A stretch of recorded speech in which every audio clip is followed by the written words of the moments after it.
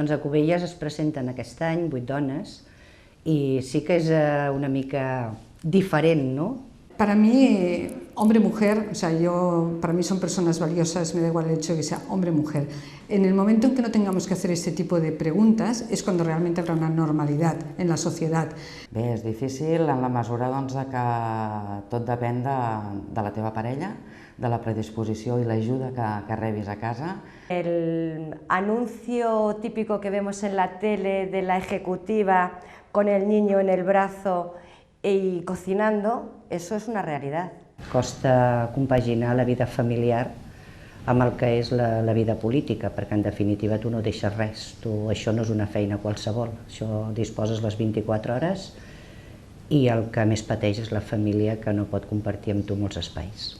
Per mi no és un problema, però conec companyes que estan a nivell de la política que tenen fills i que, per tant, la conciliació de la vida laboral i política els hi costa bastant.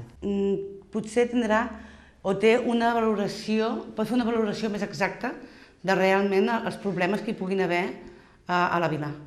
És la que sempre ha estat implicada en la vida i el dia a dia del seu municipi. És la que ha estat sortint per portar els nens, parlant al carrer. La dona és més tranquil·la, més sensible, veu les coses potser des de la vessant que regula més o controla més entre el servei públic, les mancances que pugui tindre. El fet de tindre inclús més transparència, no vull dir que els homes no tinguin transparència, però sinó que entre nosaltres ens portem millor. Som més prudents a l'hora de prendre decisions, on ens pensem més les coses, on ens mirem més les coses o com dir-les. Les dones en realitat són més pràctiques amb les coses. Potser perquè anem totes així de bòlit, a l'hora de la veritat som pràctics, anem a la pràctica. Potser sí que té una capacitat més gran de saber escoltar. Ha estat sempre molt més predisposta a escoltar a la gent. En quant a idees, jo crec que exactament les mateixes. La manera de portar-les a terme potser és quan entra la sensibilitat de la dona, més que res per l'aspecte maternal. La forma, en la forma, no realmente en el trabajo final, porque creo que todos vamos a la misma. Potser veu les coses d'una altra perspectiva, no? O s'involucra més amb els problemes. Independentment del país que sigui, independentment de la raça, d'on sigui, no? La nostra forma de ser és anar a veure què és el que ha passat, vull dir, la protecció. La única diferencia que hay entre hombre y mujer, pues es que las mujeres podemos parir. Por lo demás, estamos hablando de trabajo, y entonces en el trabajo pues tiene que ser, ante unos resultados, se tienen que valorar los resultados. No m'he trobat mai amb ningú que pel fet de ser dona m'hagi tractat diferent, o jo com a mínim no he tingut aquesta sensació. Y un regidor pues estaba en la contrarréplica y se pasó todo el rato diciéndome la señora Juanita. Y la señora Juanita, evidentemente, lo dejé que acabara. Cuando acabó, me dirigí a él diciéndole, señor Antoñito. Bueno, entonces a todo el mundo les sorprendió. La verdad es que las risotadas que se oyeron en aquel momento. La gent es pensava que no tenia capacitat pel fet de ser dona y en definitiva crec que no ha sigut el cas, ¿no? Al final fue, pues al día siguiente de lo que se hablaba era de ese hecho concreto.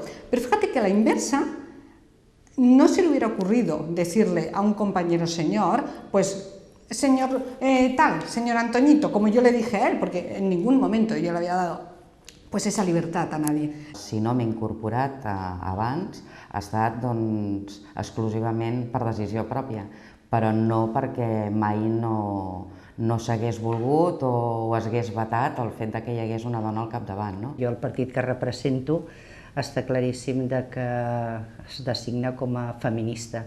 Nosaltres estem integrades des de fa molt de temps, quan encara els altres partits no hi comptaven les dones. En el que yo represento, el Partido Popular, no tiene absolutamente nada que ver. Son personas válidas para el tema y es que da exactamente igual. Lo que importa en esta situación es la iniciativa, las ganas de involucrarse, de luchar desde primera línea, Que jo penso potser és més l'entorn en què et rodeges, no? Que t'impulsa, no la ideologia en si. Si es busqui una persona preparada o la persona que tingui més experiència, que faci més anys que hi és, però no penso que hi hagi cap partit que es plantegi. La dona al poder pot fer exactament el mateix que pugui fer un home, sempre i quan ambdós tinguin les mateixes condicions i les mateixes capacitats de gestió i de liderar un projecte. No?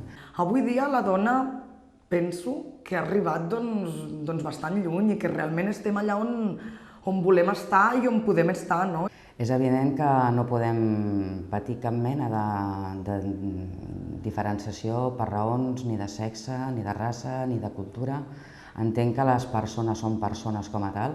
En política, como en cualquier otra profesión, tienen que estar las personas válidas, valiosas, vocacionales, que quieran hacer algo por la sociedad. Queden coses a matitzar i queda feina a treballar i a fer, però penso que cada cop la societat ha canviat, la societat evoluciona i que cada cop són menys les diferències que hi ha entre homes y donas. Y me da igual que sea hombre o mujer, o sea, no acabo de entender estas diferencias. De hecho, y con todo el cariño del mundo, pero tampoco entiendo hoy que sea un hecho excepcional que haya 8 mujeres alcaldables.